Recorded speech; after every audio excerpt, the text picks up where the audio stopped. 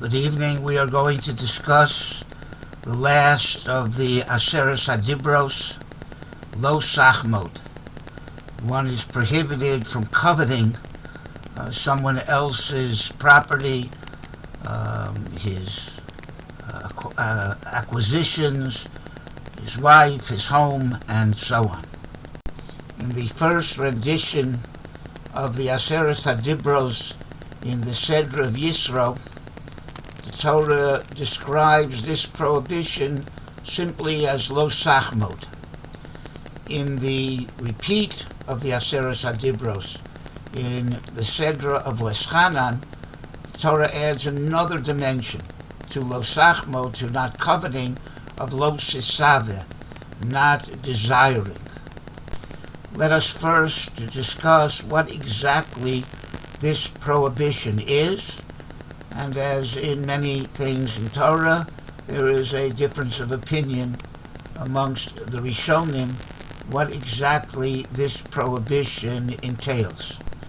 The Rambam says that this prohibition is not thought-oriented, but action-oriented, meaning that the prohibition is basically putting pressure on someone to get something that they have that would be difficult to get somewhere else, and to put pressure until the person even sells it to him, but because of his desire to have what that other person has, he puts in a tremendous amount of effort, and in the end he succeeds in getting it either by sale or by hook or by crook from the other person.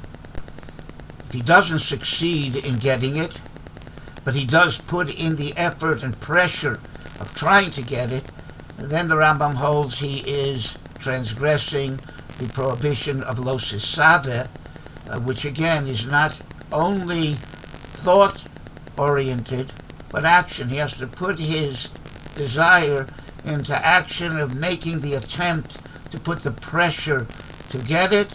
If he gets it, then he transgresses the prohibition of Lo Sachmod. If he doesn't end up getting it, he still transgresses the prohibition of Lo Sisaveh. That is the opinion of the Rambam. The Sefer HaChinuch, on the other hand, agrees with the Rambam that the prohibition of Lo Sachmod is action-oriented, that you only transgress that prohibition if you put in a tremendous effort and pressure to get something that belongs to someone else that he's not really interested in giving up without that pressure. And only if you're successful do you transgress the prohibition of Lo Sachmod.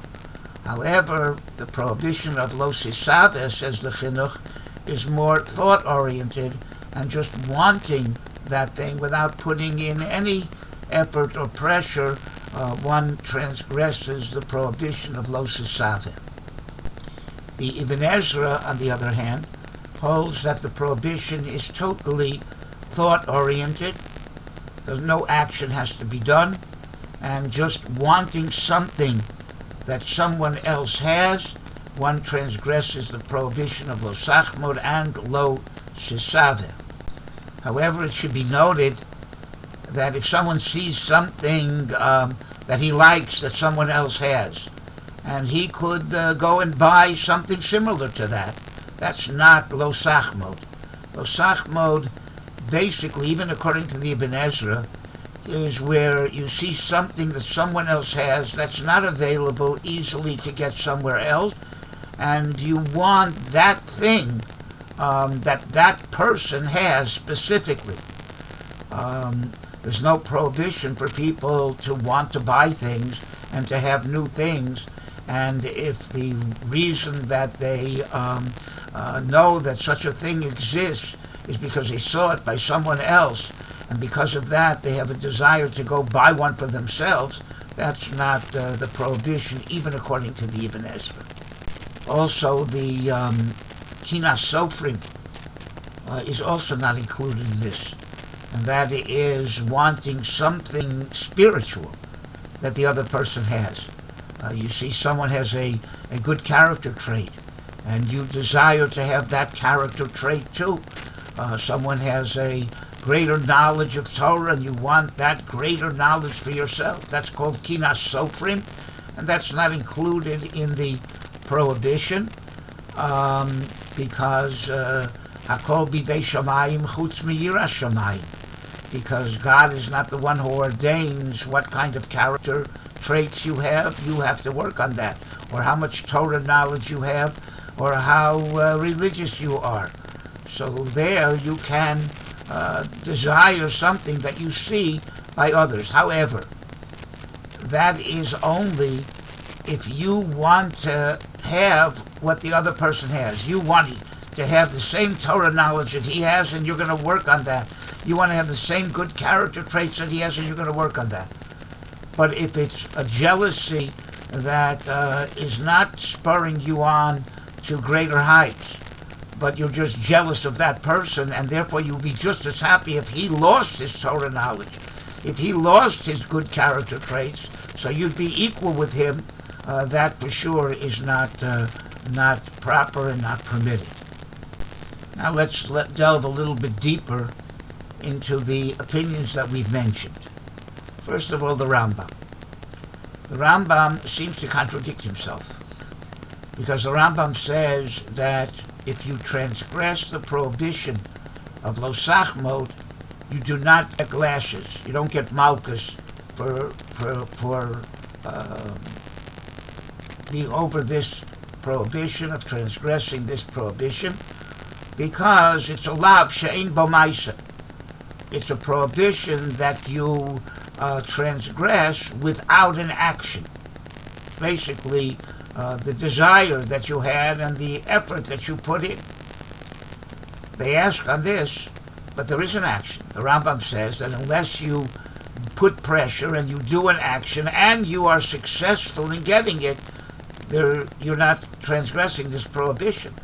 It would seem that this prohibition does entail action, so why shouldn't you get lashes? Why is it considered a prohibition that does not have action involved in it, that you transgress it without action, when the Rambam seems to say that you only transgress it if you put in a lot of effort and pressure and accomplish getting it in the end?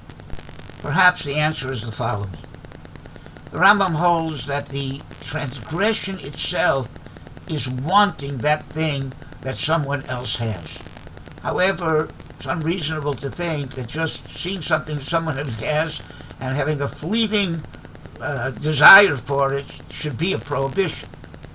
Therefore, the Rambam holds that in order for that desire to be enough of a desire to create a transgression, it has to be something that motivates you to put a tremendous amount of effort and pressure into getting it, and only if you put in the effort and pressure to get it and are successful does that show that the desire you had was of an intensity that then creates the prohibition.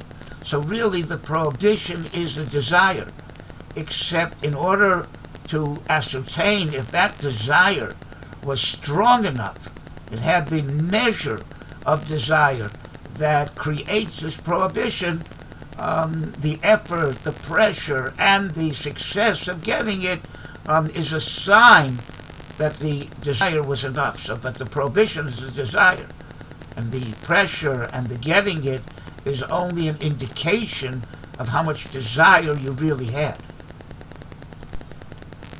Comes out that the word chemda, lo sachmo, implies wanting something enough that you'll put in a tremendous amount of effort and get it in the end. With this, I want to explain how David HaMelech in Tehillim describes the sin of the spies. Vayimosu be'eretz chemda. They detested the desirable, coveted land.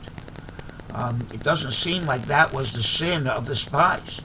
The sin of the spies is that they considered Eretz Yisrael very nice, but they considered it something that was unattainable. There is a Maharsha. The Maharsha says that when the spies came back, they brought samples of things in Eretz Yisrael. And they brought grapes, and they brought a pomegranate, and they brought figs. Of the 7 things that Eretz Yisrael is blessed with, they did not bring olives, they didn't bring wheat or barley or dates. The Maharsha explains that the things they brought were basically like dessert. They were luxuries. A person can live without figs, and he can live without grapes, and he can live without pomegranates. But the things they didn't bring were wheat, barley, are the staples of life. Oil is needed for cooking, olive oil. And dates, the Gemara says, also is something that gives sustenance. And they made the following statement: Eretz Yisrael is a great place to visit. It's like Disneyland, but nobody lives there. Right? It's nice for desserts, but the staples of life don't exist there. It's unattainable. That's Vayimasu be'eretz chemda.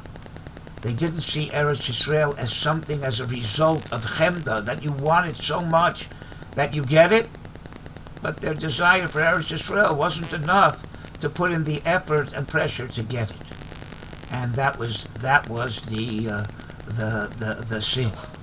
And had they wanted it so much, they would have been willing to sacrifice for it and to do everything and to have faith in God that He would help them to get it. But because they had this feeling that Eretz Yisrael is a very nice place to visit, but it's not a place that's attainable, it's not livable, it's not something, therefore they didn't put the pressure and the effort and the tremendous emunah and bitachon to be able to actually conquer it and make it theirs. The Ibn Ezra asks, according to his opinion, that you transgress this prohibition merely by wanting what someone else has. How is it possible to control that? How could the Torah prohibit wanting something? You see it, it's natural, you want it. Right? The Torah can prohibit trying to get it, putting pressure, like the Rambam says. But merely the feeling that someone has something that attracts me and I want it, how can you control yourself? How can the Torah expect you not to transgress this prohibition? So the Ibn Ezra says that people want what they feel that they is in their league, which is possible for them to have. Something that's out of their league completely, people don't have a desire for, because they know it's not possible for them to have that. He gives example of a pauper, a peasant, who does not desire to have the king's daughter as his wife. He knows that princess is out of his league. Now, I don't know too many peasants or too many king's daughters, so I'll give you another example. You have a doctor and a shoemaker who are neighbors, and the doctor gets the state-of-the-art ultrasound equipment, and the shoemaker gets the state-of-the-art sewing machine. It's unreasonable to think that the doctor will covet the shoemaker's sewing machine, because the doctor doesn't need a sewing machine, and if he sews up his patients with a sewing machine, he's not going to be a doctor too long. And the shoemaker is not going to covet the doctor's ultrasound equipment, because he doesn't need ultrasound equipment. He knows what's in his shoes, feet. So the doctor's not going to be jealous of the shoemaker, and the shoemaker is not going to be jealous of the doctor. It's completely out of their league. But let another doctor get a better ultrasound equipment, let another shoemaker get a better sewing machine, the shoemaker will be jealous of the shoemaker and the doctor of the other doctor. Says the Ibn Ezra, if a person has the right perspective on this world, and he believes that everything that a person has, physically, materially, is given to him by God. He's not grabbing it himself, but everything is ordained by the Ribono Shel Olam. I always like to compare it to a play. A person gets a part in a play, so he gets a costume to wear that fits his part, and he gets props to use in fulfillment of his part. If you're the king, you may have a scepter as one prop and one change of clothing, royal garments.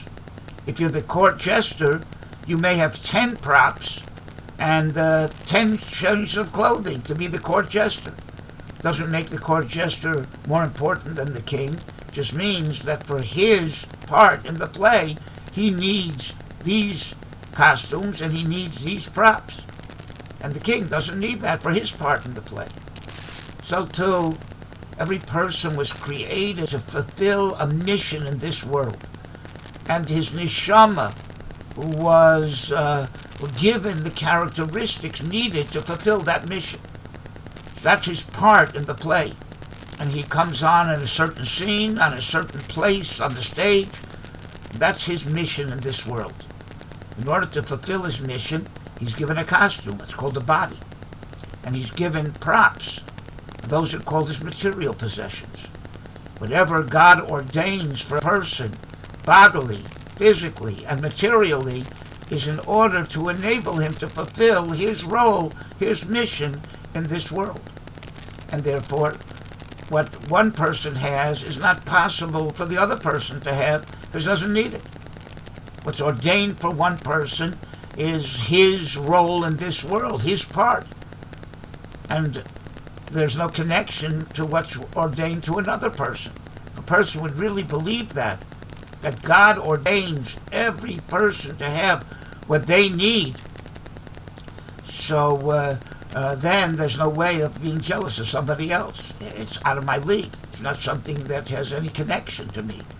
But because people believe that you get what you grab, and just like he has it, I can have it, right? Then it's that's what the prohibition is based on. If people would have the right outlook on life and understand that what a person has is given to him by God in order to fulfill his unique role in this world, then what's given to someone else to fulfill their unique role is not something that has any connection to me, and therefore it should not generate any kind of jealousy.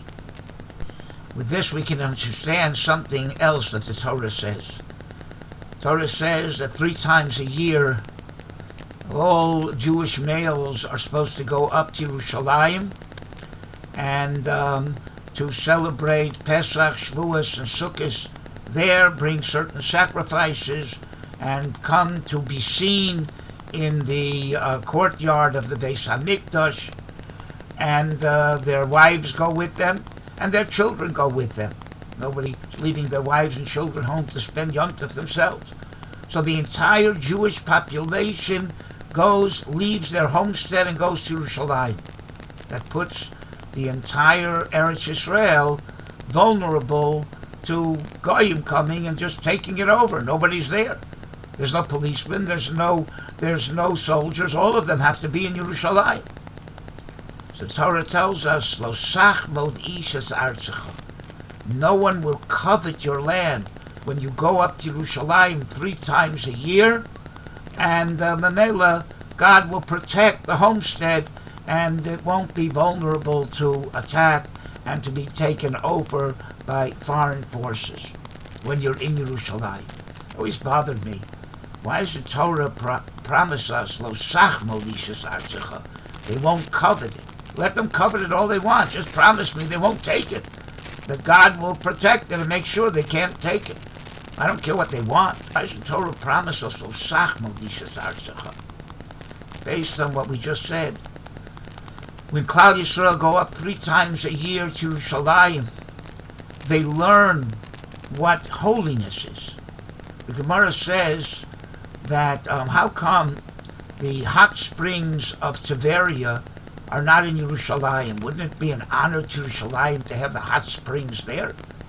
And how come the lush fruits of the Galil are not in Yerushalayim? Wouldn't it be a covet to Yerushalayim to have those lush fruits there?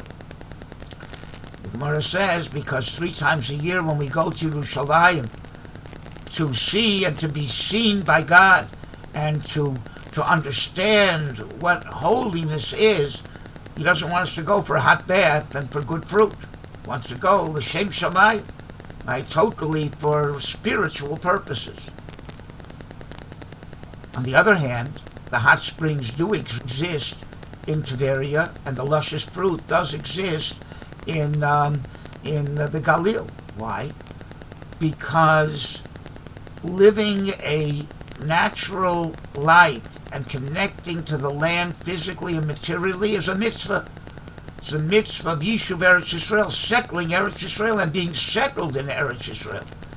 And everywhere else in Eretz Yisrael is a mitzvah. Anything, the Sam Sofer says, anything that helps to settle the people emotionally, physically, any occupation that helps to settle the people is the mitzvah of Yishuv Eretz Yisrael, settling and being settled in Eretz Yisrael. But you have to do it properly. How do you know how to do it properly? How do you know to take those physical, material things and dedicate them to God? By 3 times a year going to Yerushalayim and absorbing the concepts of holiness and then going back to your homestead and applying it, putting it into practice in your material and physical existence, doing it for the sake of holiness, for the sake of spirituality. So Torah says the following: if you understand that, and you go 3 times a year to Yerushalayim to understand what holiness is, what service to God is, and then you put that into practice when you go home, and you live a life of kedusha, of holiness. You're a mamleches kohanim v'goy kadosh. You're a empire of kohanim who are there to serve God, and therefore you live a holy existence even in your material and physical life. Then I promise you, lo sachmo lishes artzecha. No goy will want your land, because they'll realize it's out of their league. They're not interested in living a life like that. So they won't want your land. They won't come to Lo Sachmod because they'll realize that this is a land that is meant for people living a spiritual existence and sublimating their physical and material things for holiness. Why do they want a land like that? But if you live in this land in a totally secular and material existence, then why shouldn't they want the land? They want that kind of life too, and Eretz Yisrael is a nice place. That's what the Torah is promising. If you go 3 times to Yerushalayim and you learn the lessons and you apply them, then I promise you, lo sachmo, then the non-Jewish world won't covet your land because they'll realize it's out of their league. It's not something that they have any desire for. Just to amplify this understanding in the Ibn Ezra, like we said before, this prohibition, therefore, is only if you want something that you can't easily get somewhere else, something that is specific to the person who owns it, and you want it, that he shouldn't have it, you should have it. But if it's something that's nice, for instance, you want the donkey because you could use a nice, strong donkey too, and you can go buy one, and you're initiated to the thought of getting a nice donkey because your neighbor has a nice donkey, there's nothing wrong with that. People can buy new things and want new things or whatever. It's only if you want it because it's his, that's the problem. To amplify that, ask a few questions here on this prohibition. Torah says you shouldn't covet your neighbor's donkey or his house or his wife. Now, isn't it strange that the Torah used the same verb of coveting, to apply to the neighbor's donkey and the neighbor's wife? They don't seem to be the same feeling, right? Unless there's something really not good about the wife, or something very good about the donkey, or something very sick about the guy. Otherwise, the desire for one's neighbor's donkey and his neighbor's wife is not the same, so why does the Torah use the same verb? In addition, the Medrash says that the 10 Commandments, 5 on one side and 5 on the other, correspond one by one. The first 5 are more spiritual things, and the next 5 are physical things, but they correspond one to the other. The first 4 make a lot of sense. The last one is difficult to understand. The first 5 is belief in God. And the first of the second 5 is not murdering. Man was created in God's image. When you believe in God spiritually, you are increasing God's image in the world. When you murder physically, you are decreasing God's image in the world physically. When you don't murder, you're increasing God's image in the world. So this is on the physical side, this is on the spiritual side. The second is don't go after strange gods. That's spiritual. A woman going after strange men who are not her husband adultery is a physical form of idolatry. The third, don't take God's name in vain. That's a spiritual prohibition that corresponds to not stealing. When people steal, they usually swear to cover up their stealing. That's the physical prohibition. This is the spiritual prohibition that corresponds to it. The fourth one, keep the Shabbos and don't bear false witness. Shabbos is a testimony that God created the world. In the spiritual realm, it's a testimony. Bearing false witness is like desecrating the Shabbos and not bearing witness that God created the world in the spiritual vein. Here it's bearing false witness against your neighbor in a physical vein. The last 2 don't seem to have any connection. Honor your father and mother and don't covet. Where's the connection between them?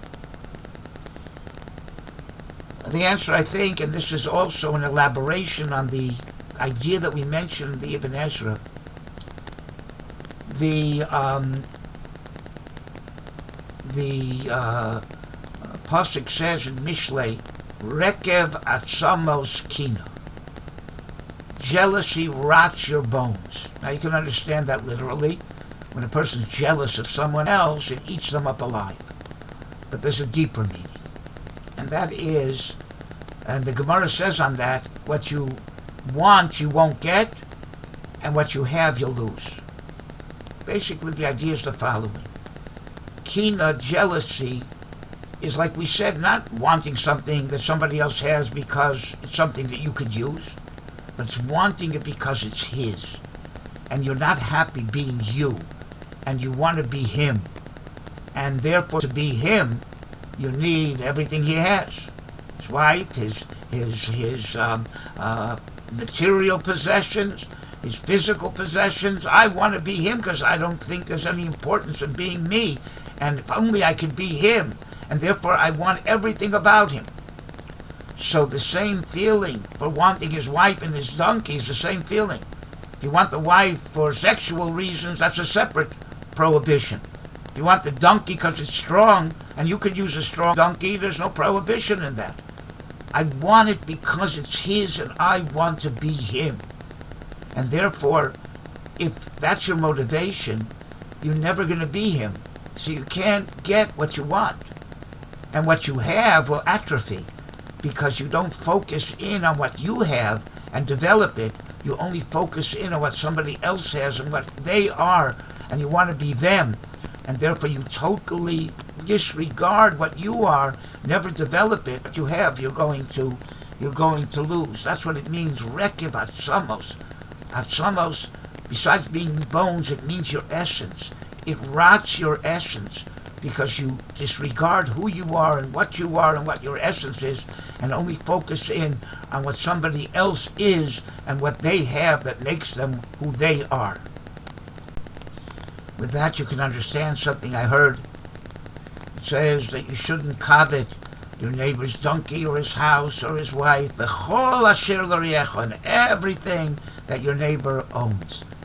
I heard that the idea is the following, that the Rebbeinu Shalom meets out to every person what they need in this world to fulfill their mission. And that includes not only the positive things, but the negative things also. Everybody is given a package to carry on their shoulders of sorrows, of difficulties and challenges in this world that they have to deal with. And that also helps for them to fulfill their mission in this world. So if you want the good things that the neighbor has, then you should want all the negative things the neighbor has too. Kol asher l're'echa. And people don't want to switch packages with other people. Everybody was given the lot in life that they can handle, and that nobody really should want to or does want to exchange the lot in life that other people have. So if you want the things that interest you in your neighbor, but you want to be him, then take the whole package. And don't covet, only if you would covet all that your neighbor has, even the negative things, right, that you don't want their challenges and their sorrows, then don't want the things that they have that are positive, that also are part of their mission.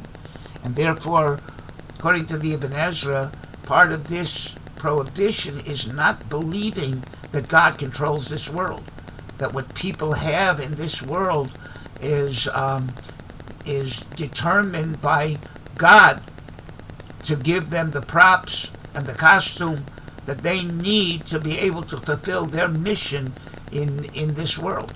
But people think that everything is arbitrary. You can grab whatever you want, and that is a lack of faith and belief in the fact that God runs the world. And that's the connection between the mitzvah of honoring a parent and not coveting. Because if you covet, you show that you're not happy being you. And who made you you? Your parents. So how can you honor your parents if you're not happy being you? So there's a tremendous connection between honoring your parents and not coveting, being happy with who you are, developing your strengths, and dealing with your mission in life, and not coveting somebody else's mission and the things that are meant for them to use in fulfillment of their mission in this world. In that vein, we have a deeper understanding of what it says in Pirkei Avos, that a person has to be sameach bechelko, happy with your lot, not just with what God apportioned out to you, but your lot, your mission in this world.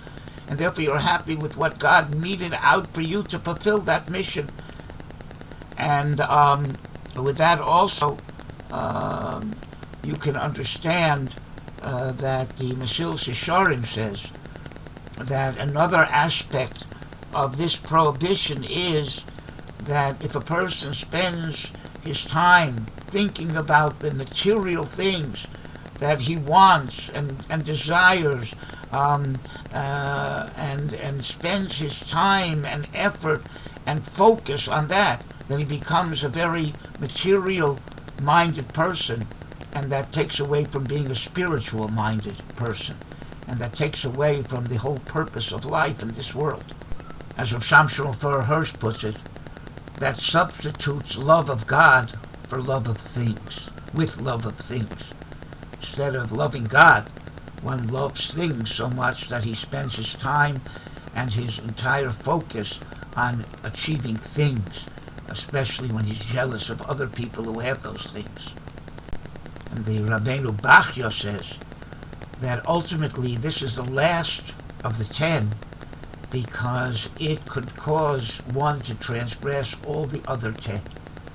Because if you have that tremendous desire and jealousy and you're running after material things, then there's nothing that will hold you back. Not murder, not stealing, not all the other things, not desecrating the Shabbos. If your whole focus in life is running after material things and having this burning jealousy of having everything that you see by others, that you want that thing for yourself, you'll stop at nothing and end up transgressing all the other 9 of the 10 commandments in order to achieve your tremendous desire for material things. With that, I think we can also understand a difficult Chazal. Chazal say we learn from Yaakov Avinu that he safely put his family on the other side of a brook, Maver Yabok, when he was threatened by Esav. And then we find Yaakov is alone on the other side of the brook. And Chazal say he went back to get some insignificant earthenware jars that he forgot. And we learn from there that tzaddikim chavivim aleim mamonam yosam yigufan. A tzaddik, his money is more precious than his body. Now, on the surface, that does not make sense because, first of all, if a person doesn't have a body, his money is useless. Secondly, that doesn't seem to describe a tzaddik. I would say tzaddikim couldn't care less about money. Like Jack Benny. It was a famous joke that somebody put a gun to his head and said, your money or your life. And he didn't respond. The person said, your money or your life. He says, wait, I'm thinking. But that's not a tzaddik. So how could a tzaddik value his money more than his body? But based on what we said, explaining the Ibn Ezra, a tzaddik understands that his material possessions are given to him as a tool to serve God. It's his props to fulfill his mission in service to God in this world. His body is also a costume that's needed to be able to serve his mission in this world. So the tzaddik understands that both his money, his material possessions, and his body are basically tools for service of God. Now, which one's more precious? Not more important. Of course, the body's more important because you don't have a body, the money is useless. But what's more precious? The rabbis tell us that what one puts more effort into is more precious to him. Less effort, less precious. That's one of the reasons why God put us in this physical world where there are constantly challenges and there's choices to make in order that we should earn, more specifically create our world to come by doing the right things in this world, by making our souls more godlike, by making the right choices. We create our relationship with God in the next world. And we do that both through our use of our bodies properly and use of our material possessions, which were given to us as tools to serve God and to earn our share in the world to come. Now, which of those two tools involves more effort? Let's see. How much effort do you have to put in to getting a body? None. It's a birthday present. Your first birthday, you got a body for free. You have to put effort into using your body and maintaining it. How about money? So the same Gemara that says that tzaddikim, their money is more precious to them than their body. Why so much? The Gemara says because they don't steal. Now, if you steal, you may be able to get your money easily. But if you don't steal, you have to earn every penny honestly. That takes a lot of effort. So it takes a lot of effort to get your money. It takes a lot of effort to maintain it. It takes a lot of effort to use it.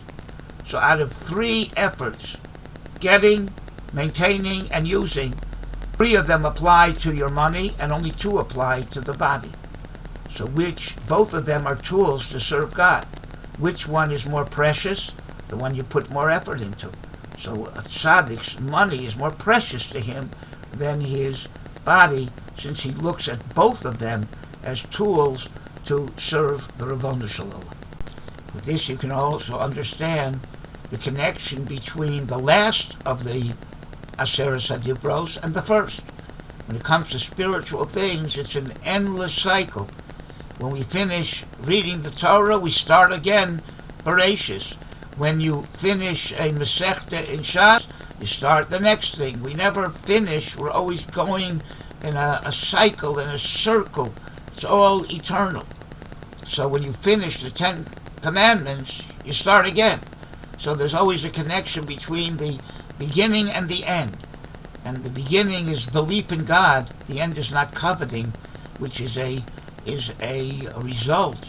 If you really believe that the Ribono Shel Olam runs this world, then you believe that the Ribono Shel Olam is the one who ordains your material possessions, your body, your mission in this world, and there's a connection, a very strong connection, between not coveting and Anochi Hashem Elokecha, believing that God is the one who created us and guides us and provides for us on a regular basis. I hope I've given you what to think about, and Tein Lechacham V'Yechgam Od, right? I've given you things to think about. Now go and develop them even more, so you'll understand not only this 10th of the Aseres Hadibros, but all the other 9 that others explained to you now are a total unit and should be able to be understood as part of the totality in a much better way than hearing them only piecemeal. I have a lot of hatzlacha and hearty shalom to all my friends in Atlanta. We hope in Yirtzeh Hashem to see you here, and perhaps to give me a chance to visit you there also at a future opportunity. Okay, Hatzlacha, and may you go Mechayel El Chayel together with your very very choshev Rabbanim and Rabbi Feldman, Rabbi Foxbrunner, and all the other mechanchim and teachers that you have. You have a lot of hatzlacha.